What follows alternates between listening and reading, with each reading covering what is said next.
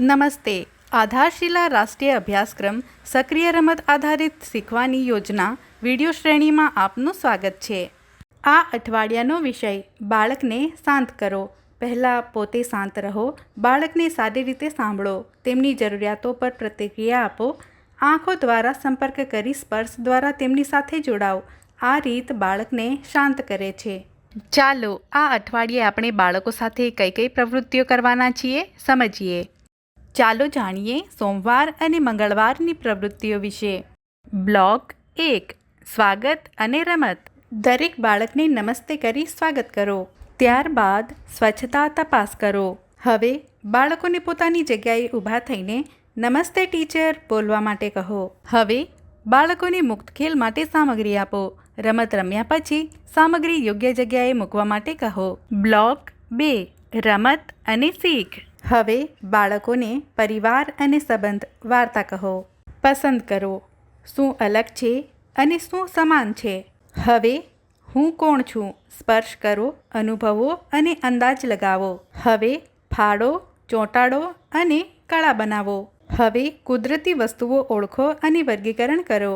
Block 3 પ્રતિબિંબ અને વિદાય. બહાર જઈને પકડદાવ રમત રમો. હવે બધા બાળકોને ગોળમાં બેસાડો. આજે આપણે શું કર્યું? તમને શું ગમ્યું? પૂછો. મંગળવારે આ પ્રકારની પ્રવૃત્તિઓ આયોજિત કરો. ઘરે મજેદાર રમત. વિવિધ બનાવટની વસ્તુઓ ભેગી કરો. બાળકના આંખે પટ્ટી બાંધી સ્પર્શ કરીને બનાવટ ઓળખવા દો. ચાલો જાણીએ બુધવાર અને ગુરુવારની પ્રવૃત્તિઓ વિશે. બ્લોક 1 સ્વાગત અને રમત. હવે તાળી આપી સ્વાગત કરો. ત્યારબાદ સ્વચ્છતા તપાસ કરો. હવે બાળકોને પોતાની જગ્યાએ ઊભા થઈને યસ ટીચર બોલવા માટે કહો. હવે બાળકોને મુક્ત ખેલ માટે સામગ્રી આપો. રમત રમ્યા પછી સામગ્રી યોગ્ય જગ્યાએ મૂકવા માટે પ્રોત્સાહિત કરો. બ્લોક 2 રમત અને શીખ. ધુવો ધુવો, આપણા હાથ ધુવો. બાળગીત કરાવો. હવે પેટર્ન બનાવતા શીખવો. હવે દૈનિક દિનચર્યા સમજો, ઓળખો અને દિવસના સમયને અન્ય પ્રવૃત્તિઓ સાથે જોડો. હવે નાટક કરો. પરિવાર, સંબંધો અને વ્યવસાય. પ્રાણી, જંતુ, પક્ષી. ઓળખ અને વર્ણન કરો. બ્લોક 3 પ્રતિબિંબ અને વિદાય. ત્યારબાદ બહાર જઈને દોરડા કૂદવાની રમત રમો. હવે બાળકોને ગોળમાં બેસાડો. આજે આપણે શું કર્યું? તમને શું ગમ્યું? પૂછો. ગુરુવારે આ પ્રકારની પ્રવૃત્તિઓ આયોજિત કરો. ઘરે મજેદાર રમત.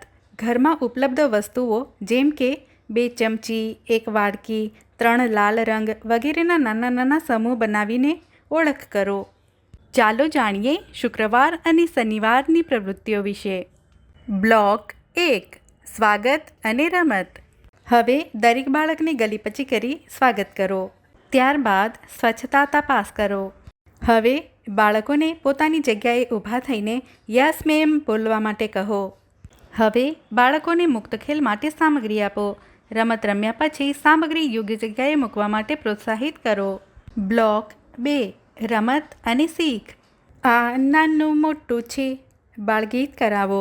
ત્યારબાદ સરખામણી કરો. સંખ્યા, લંબાઈ, કદ, વજનના આધારે.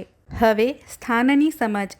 અંદર બહાર, ઉપર નીચે, આગળ પાછળ જેવા તફાવત સમજો. હવે છાપો અને ચિત્ર બનાવો. હવે વાહન. ઓળખો, ચર્ચા અને તુલના કરો. બ્લોક 3 પ્રતિબિંબ અને વિદાય. ત્યારબાદ બહાર જઈને લંગડી કૂદ રમત રમો. હવે બાળકોને ગોળમાં બેસાડો. આજે આપણે શું કર્યું? તમને શું ગમ્યું? પૂછો. શનિવારે આ પ્રકારની પ્રવૃત્તિઓ આયોજિત કરો અને માસિક ઇસી દિવસ ઉજવો.